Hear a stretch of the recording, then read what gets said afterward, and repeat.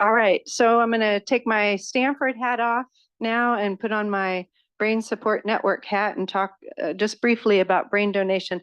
And there won't be any question and answer for this session. I'm just doing 10 minutes of me, and you're welcome to email me anytime or fill out a contact form, and I'm happy to answer any questions. So we work 7 days a week at Brain Support Network.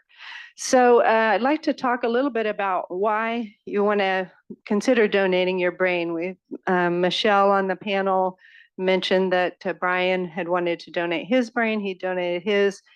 Candy also on the panel mentioned that she had donated her husband's brain, and he actually wanted to do that too. And both were confirmed MSA. And one of the main reasons to donate a loved one's brain is because you want to confirm a diagnosis.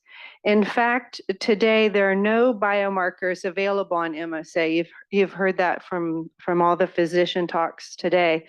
There's no way to confirm a diagnosis until the brain is autopsied upon someone's passing. And incredibly, only 60% of the people we think have MSA actually have MSA. So 40% of the people don't have MSA, even though you received that diagnosis, you in fact don't have MSA. So it's the only way to receive a confirmed diagnosis, and a confirmed diagnosis might be very helpful for children, grandchildren, siblings. Michelle talked about that in the panel. The second reason is to enable research, and we have research ongoing into an accurate diagnosis of MSA, treatments, causes, and cure for MSA. The talk this morning, Dr. Call, she mentioned a skin biopsy. The only way we can validate whether a skin biopsy is an accurate test for MSA or for Parkinson's disease or for Lewy body dementia is actually analyze the brain of somebody who has a positive skin biopsy test, examine their brain upon their passing, and confirm whether or not they have MSA, Parkinson's, or Lewy body dementia. So brain donation is essential for developing any kind of biomarker on a neurological disorder. And their research is only as good as the people who participate in brain donation. And so if we're going to ever have treatments and causes and find a cure for MSA, we need to have brain donation. I'd like to just give you two examples of brain bank studies. So one study was done back in 2015, and it included 134 brains at the Mayo Clinic Brain Bank. And that's all the brains that were there on MSA back in 2015. And Brain Support Network handled or provided 25% of those brains to the Mayo Clinic for that research. So we're very proud of our effort in moving this research along. And this is where we get that fact about only 60% of the diagnoses are correct for MSA, so 40% are not correct.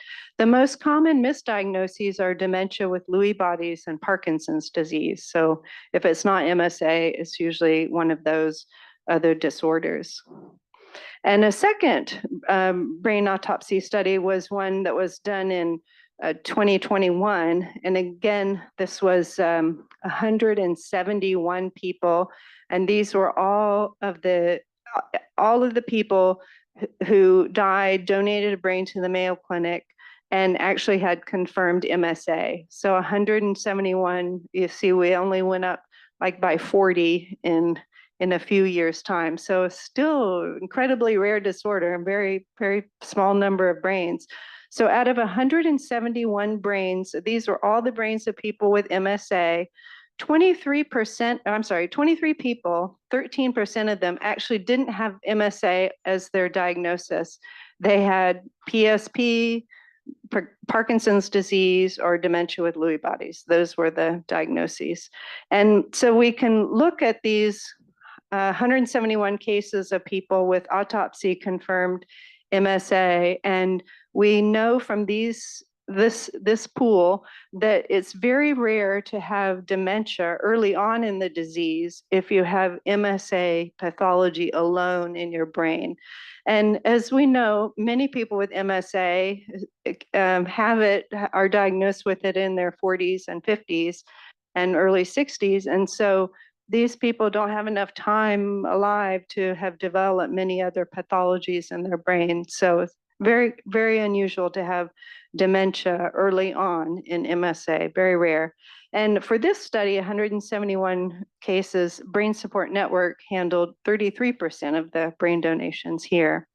And so all of this brain donation effort leads to new criteria for multiple system atrophy. There was new criteria published in 2020. Dr. Call mentioned that in her speech. And brain donation has helped us fix that criteria. There were some things wrong in the criteria that didn't make sense, but when we had this evidence of confirmed MSA, then we could say as a neurological team, this criteria needs to be fixed. And so it's just a wonderful thing to have people who have died and donated their brains, and they're helping with research. And as I mentioned with clinical trials, so if we only have 60% of the people diagnosed with MSA as really having MSA, then what's the point of having a drug trial if we're not even sure that all the people in the drug trial have MSA? So it's a big conundrum in the industry. I'd like to transition now just to talk briefly about what donating a brain requires. First of all, it requires consent to the family. You might be interested in knowing that consent of the donor himself or herself is not required. The consent of the legal next of kin or the healthcare power of attorney is what's critical for family consent. All neurological records related to MSA, or if the person was diagnosed first with Parkinson's disease or whatever, any records related to neurological symptoms are important for the brain bank to have. You have to find a pathology service that's available daily. No offense to the doctors in the room, but doctors don't tend to be available on weekends. Today is an exception, fortunately. We're delighted to have so many doctors here with us today. But pathologists are very hard to find who work on the weekends. So we tend not to use MDs. We tend to use technicians or specialists who are certainly well qualified to handle this work. We need to have a cooperative funeral home. This is very challenging. About, maybe 3/4 of the funeral homes in the US are cooperative with brain donation, but that leaves a big chunk that are not cooperative. So it's very important. And what cooperative means is being willing to host a brain donation recovery, brain donation work on site at the funeral home. That's what cooperative means. And we want somebody, again, a funeral home that's open 7 days a week. And most are, but not all are. They take weekends off too. It's very important to make arrangements in advance. We have a 24-hour deadline in which to recover a brain. And so you can see that doesn't give us a lot of time to make arrangements. So far better to make arrangements in advance of someone's passing than at the last minute. And it's important to have an expert brain bank on MSA. And that's why we recommend the Mayo Clinic Brain Bank. They now have 400 MSA brains in their collection at MSA or in their brain bank. And that's the largest number of confirmed MSA brains in the United States is at the Mayo Clinic.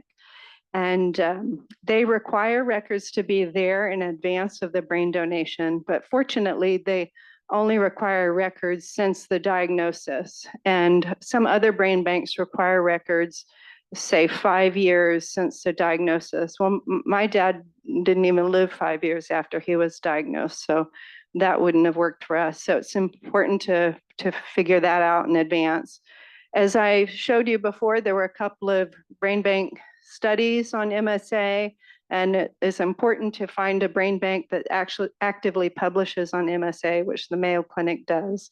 And then it's good to find a brain bank that provides a quick report. The Mayo Clinic provides a report in about 100 days, so a little over 3 months, you'll receive a report.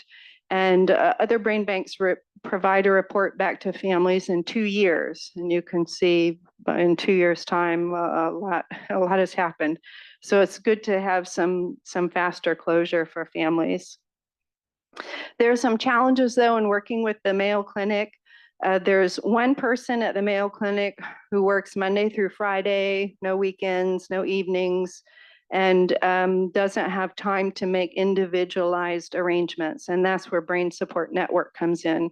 We work with all of the parties involved with the brain donation. We make individualized arrangements just for your family.